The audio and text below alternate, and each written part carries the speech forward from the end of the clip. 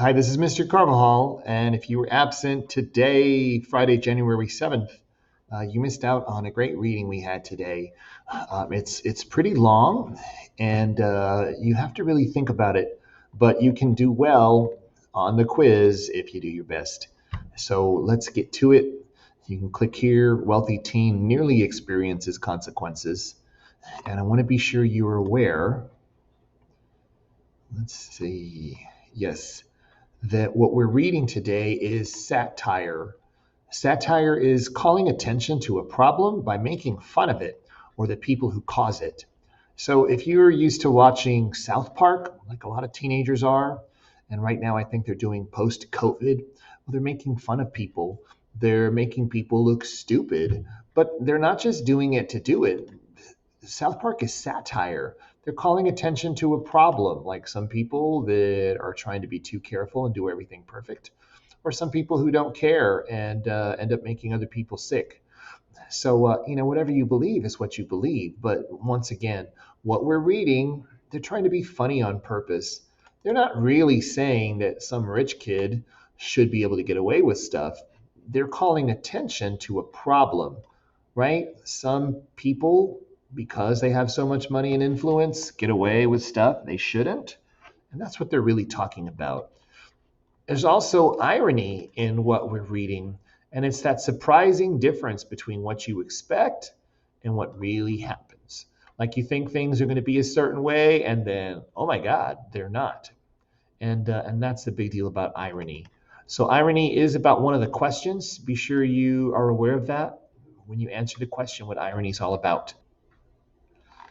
Let's go to our new assignment. You can go on here. Teen nearly experiences consequences. Click there, open it up.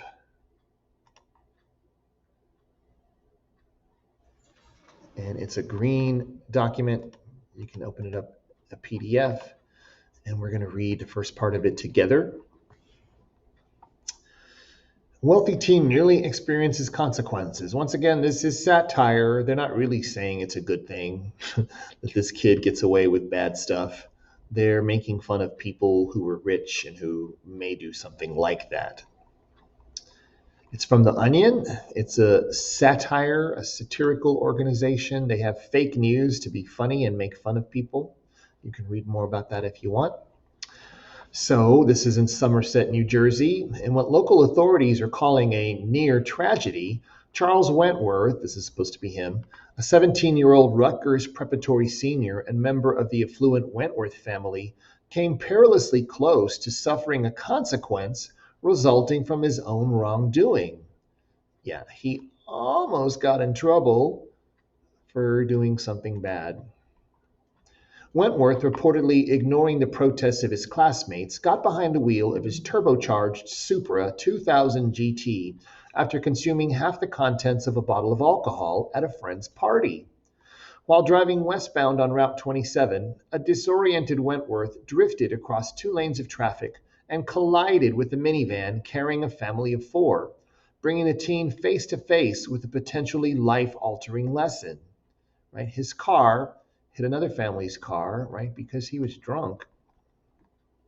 Wentworth escaped unscathed and unpunished, however, when his airbags deployed and a team of high-powered attorneys rushed to the scene and rescued him from the brink of personal responsibility.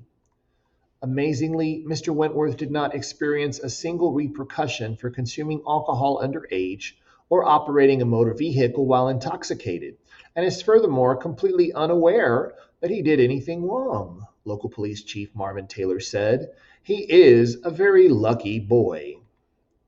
If he had been driving just 5 miles per hour faster, or if his parents hadn't had the influence to keep the matter out of court and the endless financial resources to lease a car of the exact same make and model to prevent him to have even face even relatively minor humiliation of being taunted by his peers for driving a slightly less expensive vehicle. My God, who knows what could have happened, Taylor added. He could have died, or worse, been held accountable for his actions. Ha ha, get it? They're being funny. According to police reports that have since been shredded and stricken from Wentworth's permanent record, when briefly taken into custody, the privileged teen began swearing, vomiting, and kicking at the windows of the squad car in which he was momentarily placed following the collision. Wentworth later said the only thing that got him through that dark time was thinking of his rich, well connected loved ones. With them in mind, he repeatedly shouted, "Don't you know who I am?" and summoned the strength to refuse a field sobriety test. A lot of kids in Charles's situation would have confessed and accepted punishment for their mistake. But my son is strong, said Wentworth's father, aluminum magnate Herman Wentworth, who, after arriving at the crash site, told his son that everything is taken care of. And while Charles sat in his father's BMW texting his friends, loudly threatened to call the police commissioner if any charges were pressed. Charles would never allow himself to give up and gain valuable insight into the way things work in the real world without a fight. District Judge and close friend of the Wentworth family, Donald Lamb, agreed. Charles is very lucky to be alive and well off, Lamb told reporters. The fact that he is able to walk away from this crash with zero injuries, zero remorse, and his skewed priorities in one piece is a miracle. Despite returning to the safety of his $2.3 million home, Wentworth's harrowing brush with consequences was not over. Okay, so you can pick up and finish reading on your own from paragraph 10 on and enjoy the rest of it. And then we go into here. Let's go back to the class. Click on there. You can take the quiz. Remember, take your time. Think carefully. The questions are long. And we got to remember about irony and about satire. So go ahead and answer the questions and take your time. Go back and verify before you answer. Read all the answers before you answer. And if you need anything from me, be sure and message me. Hope you have a great weekend and you're doing well. Bye-bye.